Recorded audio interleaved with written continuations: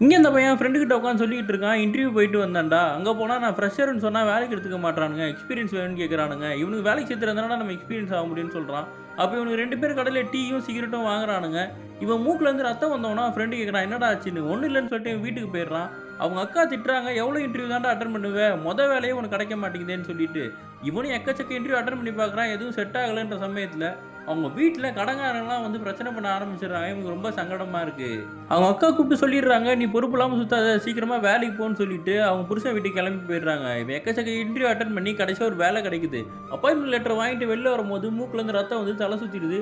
Friend ஒரு doctor கிட்ட கூட்டு போனா அவர் சொல்றாரு இவன் பிரெயினில் டியூமர் இருக்குப்பா, இன்னும் 2 மாதம் தான் மேக்ஸிமம் உயிரோட இருப்பான்னு உடனே இவன் மனசு உடஞ்சு போயிடுறான். வேற டாக்டர் கிட்ட ஃப்ரெண்டு போகலான்னு சொன்னா கூட கேட்க மாட்டான். ஸ்ட்ரைட்டாக வீட்டுக்கு வண்டியை விடுறான்னு சொல்லிட்டு அவங்க அம்மா கிட்ட போய் கத்தி கதறி அழுதுகிட்டு இருக்கான். என்னப்பா ஆச்சுன்னு கேட்டா உண்மையை மறைச்சிட்டு எனக்கு வேலை கிடைச்சிருச்சுமான்னு சொன்ன உடனே அவங்க அம்மாவும் சந்தோஷப்படுறாங்க. அவங்க அக்காவுக்கு ஊரில் இருக்க எல்லாருக்குமே ஃபோன் பண்ணி சொல்லிக்கிட்டு இருக்காங்க. அவன் வலியை மட்டும் பொறுத்துக்கிறதுக்காக டாக்டர் கிட்ட டேப்லெட்டை வாங்கிட்டு கஷ்டப்பட்டு உழைச்சிக்கிட்டு இருக்கான். ராத்திரி பகல்னு பார்க்காம மூக்கில் ரத்தம் வந்தால் கூட வீட்டிலேருந்து மறைச்சிடுறான். கடைசியாக அவனுக்கு ஃபஸ்ட் மந்த் சேலரி வந்துடுது. அதை எடுத்துக்கிட்டு பைக்கில் வேகமாக அவங்க வீட்டுக்கு எடுத்துகிட்டு கொடுக்கறதுக்காக போகிறான். போகிற வழியிலே மயக்கம் போட்டு விழுந்துடுறான். ஹாஸ்பிட்டலில் அட்மிட் பண்ணியிருக்காங்க. அப்போ தான் அவங்க அம்மா கிட்டேயும் அவங்க அக்கா கிட்டேயும் ஃப்ரெண்டு அவனுக்கு பிரெயின் டியூமர் இருக்க விஷயத்த சொன்ன உடனே 2 பேரும் உட்காந்து அழுதுகிட்டு இருக்காங்க.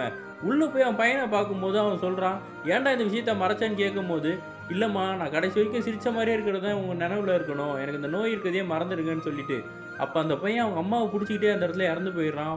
பக்கத்தில் அவங்க அம்மாவுக்காக ஒரு கோல்டு கம்மலை வாங்கி வச்சுருக்கான். அதை பார்த்துட்டு என் புள்ள ஃபஸ்ட்டு சேலரியில் வாங்கி கொடுத்துருக்கானுன்னு சொல்லி அவங்களும் உடஞ்சி போய் அழுதுட்டு இருக்காங்க.